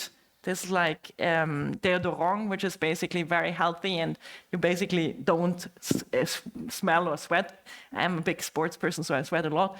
So that was a breakthrough for me, and I was always thinking, like, how can a company, right, like solve something so simple with such a magic formula, which is then healthy and, let's say, solves such an elementary problem, and be then successful with just one freaking product. I mean, I think that's for me, like, totally amazing. When you're like, when people could like over-engineer this problem, and then someone like a pharmacist comes and just does a little bit of tweaking and develops something which is kind of like solving a problem. I think that's fascinating. So I think these kind of like ideas I like a lot. Hello, and thank you so much for your interactive session. It was great listening from you. Actually, I had like 2 questions. Firstly, you mentioned like you are a sports person. So how did sports change you as a person? And the other question is how to get out of the narrative of what the other people think about you. You mentioned that you didn't care about that. So I actually wanted to know about these. Yeah. So I played field hockey, and I think the biggest learning I had from playing in a team, and I think you can do the same when you play football or whatever, and I mean also single sports. But first of all, I really learned that you never win, so to say, alone. I think from team sports, it's always, you need so much support. And if it's only your partner or friends or, I would say everything which is cool, which I'm doing, is all somehow also coming from other people. You know what I mean? And if it's not our talk today, because these things are inspiring you, these things are bringing new view in your perspective. And I would say it takes so much from everything around me. Like, for example, I had the chance to speak to a CTO of one of Germany's biggest media companies on Thursday. And we spoke about their AI applications. And honestly, I had this 1 hour, and for days I was on drugs. I was really only thinking about like what he told me and how amazing this is and so on and so forth. And this, I feel like all this is a team effort somehow, because you meet these people who inspire you and you work with them together and things like that. So team, I think, is super important. And I don't mean only the work team, right? And the second thing is what I really learned is like, you lose brutally, right? You will always find a team which kills you. You have these situations where you're down 16-4 or something. And sometimes I was the goalkeeper, so I had the 16 in my goal. So you really learn to lose hard. But then next day, you stand up again, and you're going to go out on the field and you try to win again. So you don't have this like, oh, I'm so bad now. It didn't work for 2 months. Now it will also not work for the next 2 months. Yeah, actually, then it will not work. So you really have to get up every morning and say, hey, I do it. I do it again. And I will actually also win. Because if you don't have the ambition to win, then you don't get it. What was the second question? My memory is really bad. It's a proof. Not caring about others. Yeah, not caring about others. Okay, so I naturally had the benefit of, so to say, being people Langstrom, so I was always odd. I didn't have any real parents, and I looked strange because I didn't have cool clothes or something. So I was a little bit like naturally like the outsider anyway. But then of course it's the question like, how do you want to, let's say, deal with that? And I felt like I was always the person thinking of like, okay, if you can't change the facts and you will not be able to change facts somehow, then you really only have it in the power, like what you do out of this. And somehow I felt also a little bit of pride of it in it. I was like thinking like, okay, cool, then I don't know, will show the world, or I have some crazy fantasies and dreams about whatever shit. Or, after a while I actually started to to sew my own clothes, and then I looked even stranger, I think. But I thought it was even cooler. So maybe like do something cool of whatever you do and enjoy it. So, and like I think after a while you also find out it doesn't really help you that anyone, like thinks that you're cool, because this is just a moment in time. So you can't buy anything from people liking you or not. And the only thing which really counts is how you feel about the moment. But if people like you or not, it's just such a short time, so to say. It doesn't give you real value. That's probably the experience I did. So maybe showing yourself all the time that the only thing which counts for you is you and how you look in the moment, and not what other people talk about you or not, or say or think or whatever. So and then after a while, I think you so not care, really, like deeply think like, I mean, even think like, I think it's sometimes even funny. So, yeah. Hello, Yeah. my name is Benjamin. You mentioned that you want to become a professor. Is that still a goal of yours, or do you have any other academic pursuits you can tell us about? So, I mean, I must say my dream of becoming a professor was a very rational one, because I always wanted to have 5 kids. I brought it to 3. And having 5 kids, I thought into my mind, and that's a little bit the woman story, which is really funny because I'm zero feministic. Because I always like my whole studies, I always were like 2 women and 80 or 90 men. So I kind of like managed to live in a world of men. And even today, I say, like, I think the force of putting women on the spot to have to be founders or have to do this or have to do that. I mean, we're still having kids and still taking time, unfortunately. So we still take care of a very important part in nature. So I think it should be also acknowledged. So meaning my idea was like, hey, actually I want to do something super fun and super curious and learn a lot. How can I do that while having 5 kids? And I thought that the solution would be to be a professor. That was my original thing. But I mean, at the same time, because I loved learning and learning things. So then I must say that entrepreneurship, I think if you will to invest into the learning curve, gives you a lot of freedom. Because in the end of the day, you're the boss. So you can decide where you are, what you do, and how you do it. And in the end of the day, only the result counts, right? You carry this super huge responsibility of like, you are the one who makes it happen or not. But you have the certain freedom. And I realized that actually it's a pretty okay way, at least if you can sleep for some years only on 4 hours, which I could do with some health issues. But I think that entrepreneurship gives you a certain freedom to also develop a great life in terms of like freedom. And it's really funny because also now in my job, I mean, of course you could think like, okay, investor has to do this and that, and a lot of funds seeing that in a very special way. I'm, for example, a lot remote, and the team is kind of like doing also their stuff. And I'm feeling like if I have worked with people who I have to control, then they're not the right people. So if I can't trust the people I work with, then I'd rather not work with them. So it's working very well. And I have the freedom to learn a lot and do a lot of projects next to my job, because in the end of the day, I'm saying like, look at the performance. In the end of the day, I take responsibility for what I perform here. And if my performance is freaking good, then we have no discussion. So I would say, yeah, that was, so the dream leads you sometimes to maybe different things. Doesn't mean that I would say maybe no to it. I could still imagine it. But let's say if I would die without it, I would be also fine. But I luckily still have a lot of time to create. So maybe. Or you're part of the lecture now at the university. So. Hi, my name is Konstantin Posch. Many thanks for taking the time today. I have many questions, but sadly I have to pick one. So my question is, you mentioned that as a VC, you work on developing your own thesis. Yes. What is the contrarian thesis you currently have that you most believe in? It doesn't have to be contrarian, but okay. if possible. That's interesting.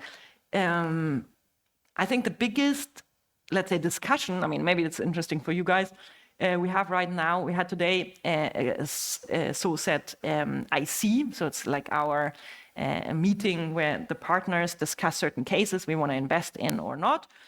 And then there was a company, and they are actually managing your how can I say that, like you're prompting. So basically, when you prompt an AI model, it like saves your history and improves it and optimizes the prompt, and then also does some kind of like hallucination limiting game around all the results coming out from the prompting.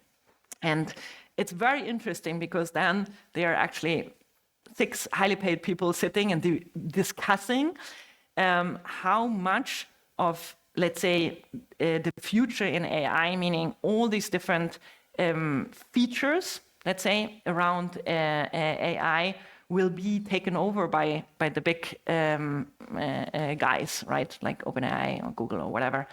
And you have to form then the opinion that if it's worth to invest into the company and if it can succeed, or if this is going to be taken over. And I do believe that, so I'm strongly on the side that I feel that everything which is not a revolution, meaning I would never invest, it's actually quite interesting, I would never invest into something which is just an improvement or an optimization of something. I would say only if you really create a true revolution, then you are onto something, because marginal difference is probably something which very hard makes money.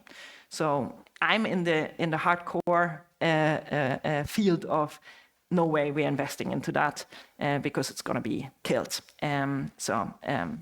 These are, for example, questions we're discussing. Same as a lot of dev tools today or something. That's all going into the same area where I think it probably will not exist in 5 to 10 years. Okay, so you have to be careful to not just end up as a feature in a bigger product. Yes. Yeah, create a revolution if you want to do something. And that's also worth to put your lifetime in. Cool. Yeah. Thank you. My pleasure. Hello, and first of all, thank you for being here. And I would like to know, for you as an investor, how you balance like the kind of effort you put into your different startups you're invested in. Like, do you focus more on those that probably are struggling with performing good, or on those that are already performing good to make them perform better? And how you actually decide on it? Is it more like gut feeling? You mentioned before that you focus a lot on personality, or is it more based on numbers? And just how you balance your effort. Yeah, that's also a very big discussion, because in, let's say normal standard answer would be you basically should only invest time where you see growth and where you see success, right? Because that's in the end of the day probably bringing you an exit or development. I kind of like agree, of course, partial, but that means that also depends on. For example, I'm on the board of a company. There are 2 McKinsey guys leading this, and they plainly, I would say, they slept for 1 year because they thought like, okay, the funding climate is bad and we don't have to perform whatever. I came in there and was like, guys, what are you doing? I mean, why are you not freaking growing? And then I actually helped them to bring a guy I've been working with before, who's now the head of growth for them. And then they were developing like crazy, where I would say it's probably not the company I would have invested in, meaning that I don't think that I can bring that company as far as maybe a company, I would have chosen, but I inherited them somehow now. So I will actually give them as good as I can to bring them as far as I can. And my hands are there also, limited in some ways. But I think I'm more on the side there. Let's say if we are in a team, we're gonna fight to the point that we can, so to say. So, and I would say that the notion of that you can, as an investor, impact companies to their success is more an American one than really a European VC view. But I would say I would say very good investors, even in Europe here, they do that, and I can see their success as well. Good. Thank you very much. Yeah. Hello. I have one question, a couple of questions actually. So there you are. Yeah. No worries. So the first question is that what's your approach in terms of finding the startups to invest in? Is it more passive? You let the startups come to you, or do you headhunt them? So that's the first question. And the second question is that have you had a case where you did not invest in a startup and it turned out to be successful? If yes, did you learn anything from that? Yes. So first of all, like, let's say my team, they headhunt more, I would say, than things are coming to us, but we do both, so to say. So, I mean, we're open to anything there. Most of the time, I mean, it doesn't go directly to me, but it's actually first, let's say, filtered to the team. So, like most of the first talks and everything. And yes, actually, I mean, sometimes you do decisions, like there's the company they're doing food franchise. I think the company is amazing, great founder, amazing founder. And I had the opportunity to invest into them. And I actually, like, because I know that franchise also has its challenges, I didn't do it. Also because I feel like food is maybe, especially them, not a revolution, but more, let's say, an evolution. So I really couldn't, let's say, push myself to do it. And the company is hugely successful, hugely. So let's say you could say, yeah, that was a mistake. The funny thing is, in our business, we don't really know our mistakes till after 10 to 12 years. So we can really discuss that in another 7, 8 years. So that's very, very hard to say what is right or wrong then in the end of the day. And that's, I think, makes you also very humble, or at least makes me humble, because you really don't ever know, meaning that you could also support a company which looks very shitty for a long while and then suddenly it breaks through, and we have all seen these miracles. So it's hard to say, but that would be, for example, a company where I would have said like, oh, I was a little bit too careful maybe. It looked good, I should have just trusted the founder, the very good founder. Yeah. Do I really regret it? No, because it's kind of like also part of my life and my job to make mistakes, so to say. Yeah. Well, you're very welcome to come back in 7, 8 years. Anytime. We talk about that. Hi, my name is Reyhane. Firstly, thank you so much for being here today. So my question is, which metrics do you usually use as an investor to assess a company's innovation, AI exposure, patents, R&D costs, and things like this? Thank you so much. Yes. So, I mean, we are not that kind of like advanced, I think, than anyone thinks. We basically more or less really only look at the founder team, at least till Series A or B, I must say, because that's more like the early stage. When it comes after Series B, numbers become much, much, much more important. So that's that as a disclaimer. But when you look at early stage, it's really important how the team setup is, what kind of knowledge you bring in as a team. And then when we look purely, let's say, assessing a startup, it will always be like growth of revenue and then also retention. So this is the main big metrics, which will be like the out or in to look into this deeper. And if these are good, and I think I must say I can do some marketing here. XAnge has done an amazing job because we published, which is called a seed handbook and the Series A kind of like handbook. So, and I really like it because it shows all the numbers for different types of businesses, which are, so to say, needed for a certain round. And there you can get a feeling of like what is important. But I would say, as an entrepreneur, if you have your growth of revenue and your retention under control, and that this is really good, meaning everything above 10% per month, then you are pretty good. Yeah, in terms of numbers. I mean, then people will look deeper, and really depends then on what kind of business you're doing. What type of people are you looking for at XAnge? People or? Yeah, people, since you have jobs for us.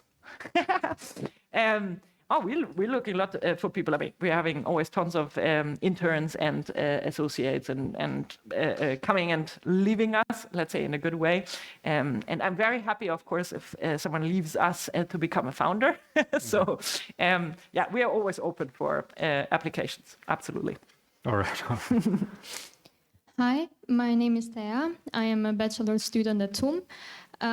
When assessing a struggling business, what's the first vital sign that beyond revenue that tells you if it's going to be a quick fix or a deeper problem? That's awesome. I mean, it depends in which state a company is, meaning that, I mean, what we're looking in a Series A, you probably have heard about that, is a product market fit, meaning that you need to have proven that the product you need to, or the company or service you want to bring into the world has demand, right? So meaning, for example, if that is not proven in a very late stage of a company, I think this is a very hard to fix problem, for example, right? If you have, I mean, the problem of that the product market fit is proven, but actually there was not enough investment into marketing it, or actually we have one company which is really interesting. They were super successful with a new service, and the whole sales they did, I mean, I love sales, so and I think you need to do as a founder, the whole sales they did was very consulting style of sales. So they knew how to call, and then they called and explained what their solution does, and they took time for that customer, and then the customer was like, oh yeah, true, I need it. And then they could actually prove the company that they saved 25% of cost for them, and then they were like, great, we buy, right? So that's how they did sales for the first 2-3 years. That worked perfectly and great, and they actually grew very nicely. Then they raised the Series A, and then suddenly, the investor said, including me, that like, hey, guys, you have to change the game. And they were like, hey, why? And I said, like, I mean, you can't afford to kind of like just call people and talk to them for an hour and explain them and blah, blah, blah, and then install and show them or whatever. That doesn't work. And then they said, why doesn't it work? We always did it like that. And then I said, like, yes, but that's exactly what you shouldn't do in a business. Things change with the market, things change with your own organization, with every phase. It requires no new process and new behavior, so to say, of your organization. So you really need to adapt all the time, right? So meaning that that they didn't understand that, hey, now they had the money to raise, they could, let's say, explore completely different ways of like marketing. They can do lead generation. They can actually just do test installations. They don't have to sell it immediately, right? They don't need to make money immediately because they have the money in the bank. We investors back them. So the kind of like whole process of like thinking needed to change 180%. And that is, for example, more a quick fix. So it is actually a substantial problem for the company, because if you don't grow then enough in that stage, you're gonna be overrun by other companies who see, oh, they can actually sell like crazy, but they don't do it. And there is actually already a competitor on the way, which is quite funny. But so that might be then more a quick fix. So, I mean, it really depends on the product, on the stage, on the team, on the problem. Hello, my name is Maria Alicia Zimmermann de Tiempo, and I'm a TUM student, MMDT student master. And as you have talked a lot about the people are very important for the personal development and also the development of a company, I wanted to ask what needs to be done to sit at a table with these crazy thinkers and outside of the box thinkers to be able to like have a personal development and also develop your company further. Thank you very much. I mean, I don't know. I don't. It's very hard. I mean, you can basically find everyone on every corner of the street. I think it's basically what you do out of it. And I also wouldn't necessarily say that the smartest people are those who are then investors or something. I think you can probably learn, let's say, if you're a founder, you can learn from anyone, so to say, who gives you time. So I think, okay, the best advice, I think, is probably don't waste time on people sounds not very harsh, but don't waste on people who don't bring you forward. Sounds really hard. But I mean, that's probably the most important thing. I mean, basically more, don't waste your time on something. Like, I mean, for example, like I plainly, like my kids laugh about me, but I never watch any TV or Netflix. I have no clue what even Netflix shows or what's the latest. I just plainly don't have any interest or time kind of like for it. Like when I have a little bit of time, I read or, so I mean, saying no, I would say to everything which kind of like doesn't bring you forward, brings you forward. And I think then in that run, you find, I mean, just if you know one person, suddenly over that person, you will find 10 new people. And over these 10 people, you find 1,000 more. So building your network is basically just starting somewhere and just saying no to everyone where you feel you don't come forward and bring yourself into the surroundings and situations where smart people move. But I mean, it could be even the local tennis club. You know, I mean, it doesn't need to be an investor meeting. Hello, my name is Katrin Schwab, and I greatly appreciate all of the insights you could give us today. And I would like to ask you, in the venture capital ecosystem, do you think closing the gender funding gap is a goal worth striving for? And if so, which changes or initiatives are necessary? So at least the McKinsey study says that companies and boards and everything would be much more successful if there would be diversity in terms of also gender. So logically, it makes sense. I think that's, I mean, why it's worth. I mean, it's even economically worth to do it. Then the big disclaimer, I am a woman. I got pregnant way too early and had then almost immediately 3 kids. And would I recommend that to another woman to only sleep 4 hours a night for many, many years and never see friends? Kind of like I discovered, I think, partying in my 30s. So I don't know. It's really like a question of the type of person you are. And like as a woman, I think. And I think it's a big cultural problem. I mean, that's also very crazy now to say that, but I mean, I'm seeing that so many of my younger friends, so to say, and I'm moving, as I say, I mean, I have more friends who are probably, let's say, mid-20s than mid-30s. So meaning like I'm seeing them, and I think it's kind of like a little bit sad that most of them, they don't want to have kids. I kind of understand it because they say like, hey, I want to do my career.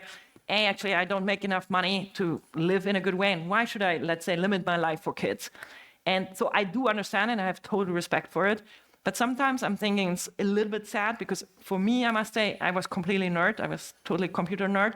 And if I wouldn't have had my kids, I think probably wouldn't even be social. So I learned so much from my kids and the experience I made with them. And actually also the crazy fun of having now kids who are almost adult and thinking like, we're having the biggest fun on earth. And I mean, I will go kite surfing tonight in Portugal. And it's really funny because I think all other parents would say like, you wouldn't see your kids. And I kind of like have to, let's say, sort out which of my kids I take with me. So my son is coming with me and I'm super looking forward to that.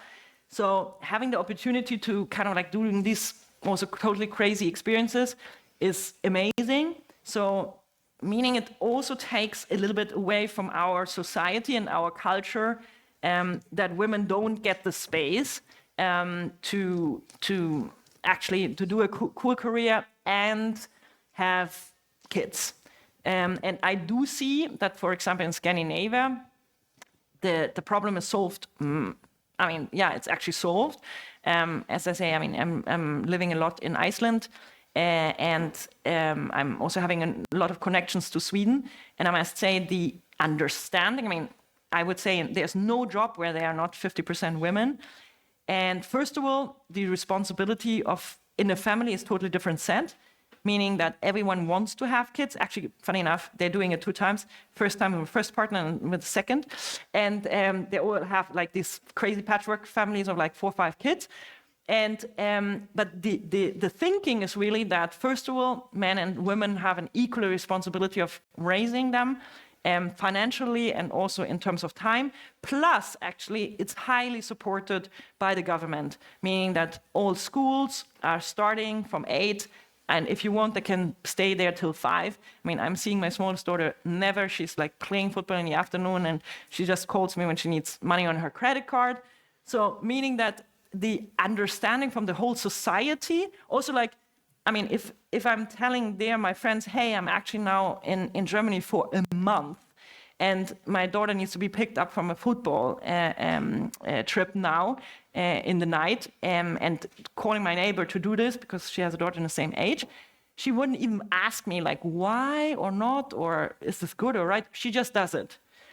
I mean, if I would call my neighbor in Berlin and ask to pick up my daughter because I'm away for 1 month, they would call the, let's say, child system, right? That I'm the craziest person and I'm really bad, I'm not taking care of my kids. So the understanding is completely different. And yeah, so I think, or let's say, I would hope that especially we're not only, let's say, crossing that gap, but that we are actually inspiring more women and men to have kids and enjoy that, and make it absolutely possible for them to have it financially, and actually from the education system to make it possible for people to think that they actually can offer their kids a great childhood. And I think we're missing out on that big time. And that's, I think it's a little bit sad to see, because I must say it's one of the biggest fun moments with my kids. And it's also, I mean, it's so hilarious because one of my best friends is 32, and he just did the big company, and now he's kind of like helping. And we were just in Cape Town surfing all together, and then he became kind of like best friend with my son, and now they want to start a company.